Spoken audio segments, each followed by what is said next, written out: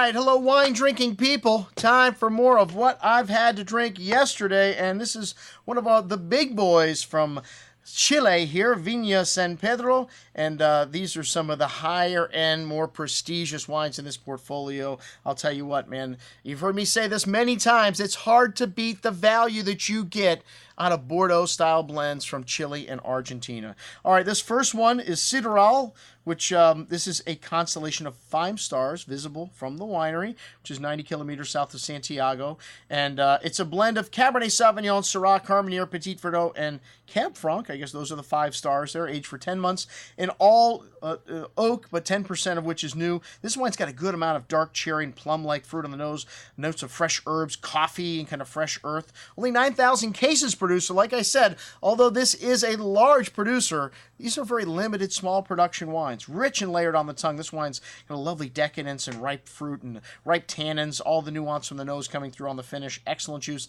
At $27. All right, the Vina San Pedro Cabernet Sauvignon Cabo de Hornos from Cachapul. This is the epic battle for the south of Chile, and this is their emblematic Cabernet Sauvignon, aged for 18 months in French oak barrels. This is the second largest winery in Chile.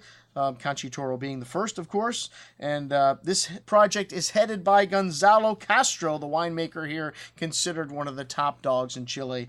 And this wine's got a good amount of that dark currant cassis berry fruit, notes of peppery spice, herbs, dark chocolate, espresso, only 1,500 cases produced. A big chewy wine on the tongue. This wine's got a lot of dark berry fruit and smooth round tannins, touch of that peppery spice and espresso from the nose coming through on the finish.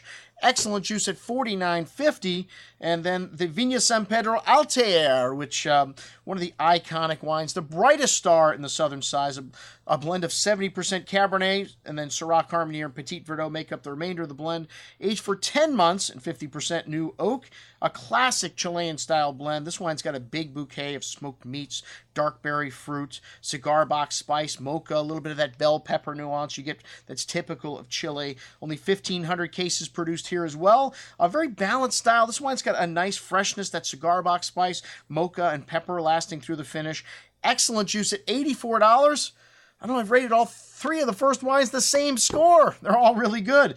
Vina San Pedro Syrah, Cancana del Elqui, the Val de Elqui. This is 500 kilometers north of Santiago, rather, the northernmost region of Chile.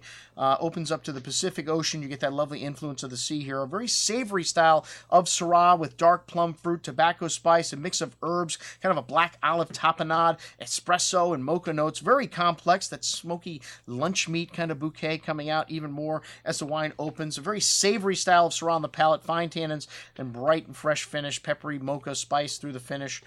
Most excellent juice, as was the Vina San Pedro Carmenere Tierras Moradas, and this is from the Mal Valley. This wine's aged for 18 months and 80% new oak, and a little Petit Verdot in the blend here. One of the best Carmeneres I have had this year, man. A host of roasted dark coffee, black pepper spice, dark plum fruit, rich and concentrated, almost like a Merlot, man. This wine is big, but has a lovely lushness to the middle of the palate, and that nice peppery spice, espresso, a long layered finish, man. Like I said, one of the best Carmeneres I have had this year. At $67.50, that's what we had to drink with our friends from Vina San Pedro. I'm your host, Andrew Lampastoni, signing off for the Wine Watch, saying, remember, always drink the good stuff first.